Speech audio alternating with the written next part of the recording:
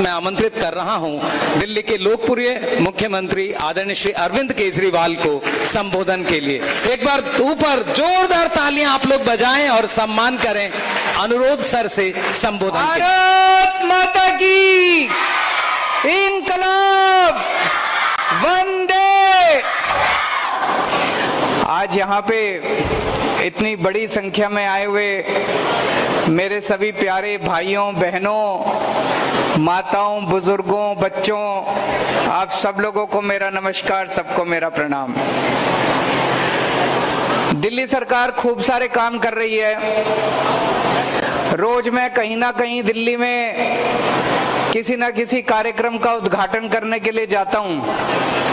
कहीं सड़कें बन रही होती है, कहीं पानी, कहीं बिजली, कहीं फ्लाईओवर। लेकिन मुझे सबसे ज्यादा खुशी होती है जब किसी स्कूल का उद्घाटन करने के लिए जाता हूँ। महीने में दो तीन नए स्कूल पूरी दिल्ली में बन रहे होते हैं। दो तीन स्कूलों का उद्घाटन हर महीने करने जाता हूँ। इतने ही शानदार स्कूल पूरी दिल्ली के अंदर बनाए जा रहे हैं। और उसका सबसे बड़ा कारण है, जब स्कूलों का उद्घाटन करने जाता हूँ, जितनी खुशी लोगों के, बच्चों के चेहरे पे दिखाई देती है स्कूलों में, आज भी जितनी खुशी आप सब लोगों के चेहरे पे दिखाई दे रही है, वो और किसी काम में दिखाई नहीं देती जितनी स्कूलों के उद्घाटन में दिखाई देती है। हमारे में से बहुत सारे लोग जितने यहाँ बैठे हैं, बहुत गरीब परिवार से आते हैं। सारा दिन आदमी मेहनत करता है, अलग अलग, कोई इलेक्ट्रिशियन है, कोई मजदूर है, कोई प्लम्बर है, कोई किसी कंपनी में सिक्योरिटी गार्ड है, कोई कारपेंटर है, कोई कहीं कुछ काम कर रहा है, कोई कहीं कुछ काम कर रहा है। कई घर तो ऐसे हैं जिसमें गुजारा नहीं चलता। माँ भी काम कर रही होती है, पिताजी भी काम कर रहे होते हैं, दोनों की कमाई मिला के भी गुजारा नहीं चलता। और प्राइवेट स्कूल वालों ने छोटे से छोटे टुच्चे प्राइवेट स्कूल भी ले लो आप, उन्होंने भी अपनी फीस इतनी ज्यादा बढ़ा दी कि एक आम आदमी अब अपने बच्चों को पढ़ाने लायक नहीं बचा।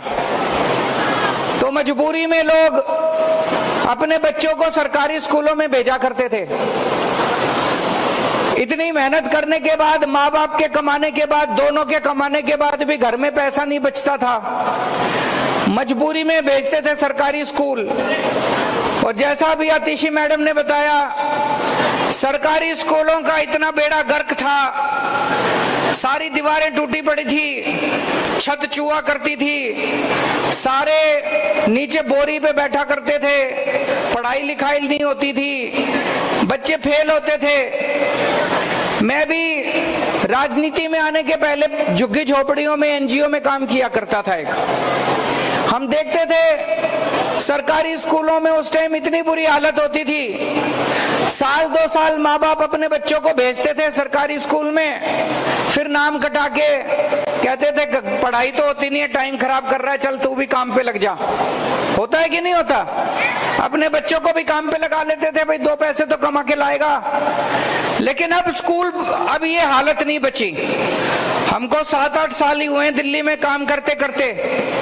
जो काम 75 साल में नहीं हुआ वो 8 साल में हो गया। पूरी दिल्ली के अंदर अब सरकारी स्कूलों का काया पलट हो रहा है। इतना शानदार स्कूल अभी मैं आपके सामने घूम के आया। आप लोग घूमे कि नहीं घूमे स्कूल में? किस किस ने देखा स्कूल? हाथ खड़े करके बताओ। कईयों ने अभी नहीं देखा, जाने से पहले एक राउंड मार लेना पूरे स्कूल का। बहुत शानदार स्कूल बना है, क्लासरूम बहुत अच्छे बने हैं, लेबोरेटरी बहुत अच्छी बनी है, बहुत शानदार स्कूल बना है।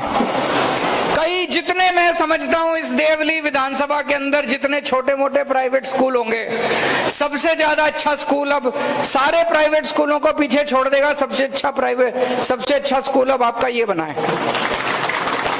अब अपने गरीबों के बच्चों को अच्छी से अच्छी शिक्षा देंगे, मेरी जिम्मेदारी है। आपके बच्चे मेरे बच्चे हैं। मैं अब मेरा एक बेटा एक बेटी है, उनसे अलग नहीं मानता मैं आपके बच्चों को। जैसी शिक्षा मैं अपने बच्चों को देता हूं उससे अच्छी शिक्षा दिलाऊंगा मैं आपके बच्चों को। आपके बच्चों को भी बड़ा बड़ा होकर डॉक्टर बनाएंगे, इंजीनियर बनाएंगे।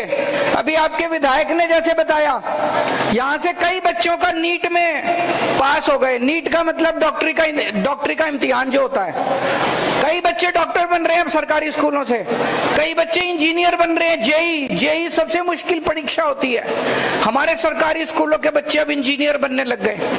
तो अब इंटेलिजेंस जो है वो पैसे की मोहताज नहीं होती। ऐसा नहीं कि अमीरों के बच्चे इंटेलिजेंट होते हैं, गरीबों के बच्चे भी इंटेलिजेंट होते हैं। अभी तक गरीबों के बच्चों को अवसर नहीं मिलते थे, अभी तक गरीबों के बच्चों को मौका नहीं मिलता था।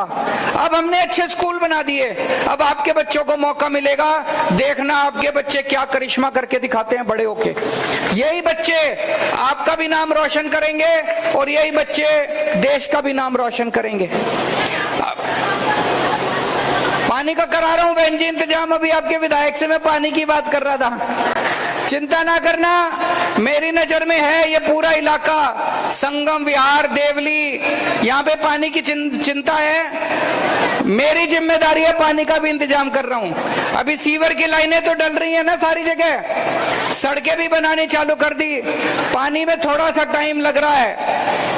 आपको पता है कितनी तकलीफ के साथ और कितनी मुसीबतों के साथ हम सरकार चला रहे हैं। पानी का भी इंतजाम करेंगे। अभी जब मैं आया, हमने बाबा साहब अंबेडकर की मूर्ति पे माला चढ़ा के उनका सम्मान किया। लेकिन बाबा साहब अंबेडकर का सम्मान केवल माला चढ़ाने से नहीं होगा। बाबा साहब अंबेडकर कह के गए थे कि अगर आप अपने परिवार को आगे बढ़ाना चाहते हो, आप अपने समाज को आगे बढ़ाना चाहते हो, आप अपने मुल्क को आगे बढ़ाना चाहते हो, तो बच्चों को पढ़ाना पड़ेगा। बाबा साहब भी बहुत गरीबी में जिए थे, लेकिन वो लंदन से डिग्री करके आए थे, ऑक्सफोर्ड से डिग्री करके आए थे, वो कोलंबिया यूनिवर्सिटी से डिग्री, अमेरिका से डिग्री करके आए थे। उन्होंने पढ़ाई करी थी, इसीलिए वो आगे बढ़े। तो अपने बच्चों को पढ़ाना है, और इस स्कूल का नाम भी बाबा साहब अंबेडकर के नाम से होना चाहिए कि नहीं होना चाहिए? तो बाबा साहब अंबेडकर के नाम से रखेंगे इस स्कूल का नाम। मैं फिर से भगवान से प्रार्थना करता हूं, आपके बच्चे बड़े होके खूब फलें फूलें, आगे बढ़ें, आपका भी नाम रोशन करें और देश का भी नाम रोशन करें। बहुत बहुत शुक्रिया। बहुत बहुत धन्यवाद सर। सर, प्रतिभा इन विद्यालयों में कूट कूट कर भरी हुई है। हमारे दो बच्चे इस अवसर पर आपको आपका एक पोर्ट्रेट गिफ्ट करना चाहते हैं इस स्कूल के। तो Bunty government boys senior secondary school Sangam Vihar, और जोरदार तालियां। ये बंटी ने दोनों पोर्ट्रेट बनाए हैं, आदरणीय सर का और मैडम का। बंटी अब इस पेंटिंग को सर को गिफ्ट कर रहा है। देखिए जोरदार तालियां, ये प्रतिभा, और जोरदार सब लोग खड़े होकर सम्मान करें। जोरदार तालियां हाथ ऊपर करके बजाएं इस बच्चे के लिए, सरकारी स्कूल की प्रतिभाओं के लिए, और आदरणीय मुख्यमंत्री और शिक्षा मंत्री महोदय के लिए। बहुत बहुत धन्यवाद सर। और अब